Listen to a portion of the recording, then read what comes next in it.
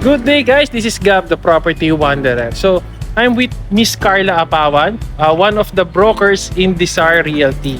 So, interviewin natin siya, short interview. So, kaway ka naman, ma'am. Yeah. First question natin guys. Ma'am Carla, bakit nyo pinili real estate industry for your career?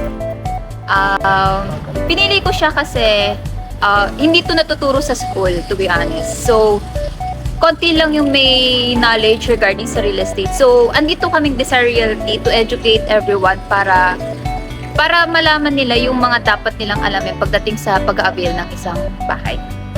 Second question guys, gaano na po kayo katagal, Ma'am Carla, sa real estate industry, and how many families na ang natulungan nyo na magkaroon ng sariling bahay o ma-enlighten sila mag-avail do sa mga property na hawak natin? So, I've been in the industry for 5 years, and then marami na rin kaming natulungan, almost 100 families, mapa OFW man, starting couple, and then yung mga gusto na talagang mag-invest when it comes to real estate.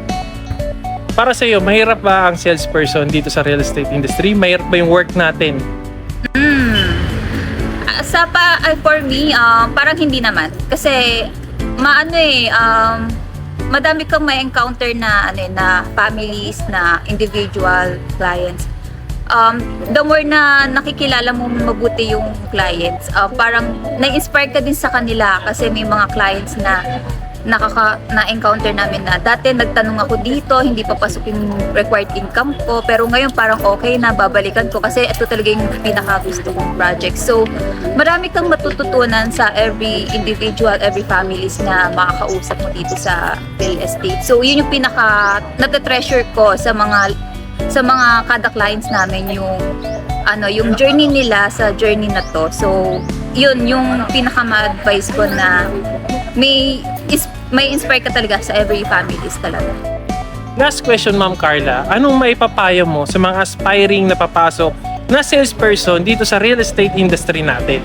So, ang ma-advise ko lang sa mga gustong mag real estate, never stop learning. So, kailangan aralin yung mga projects na i-offer.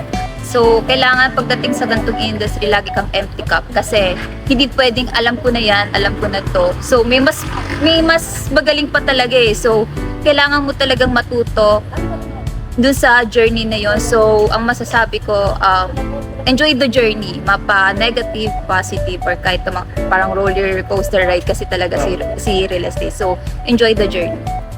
Okay, thank you Ma'am Carla for the short interview regarding sa real estate industry. So, if you're looking for house and lot, para siya ang mag-assist sa inyo, promote nyo na Ma'am Carla.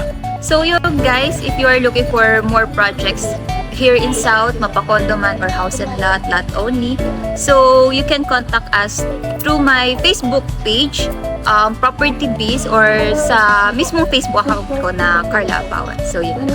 Okay, that's it guys. See ya, Ka-Wonder.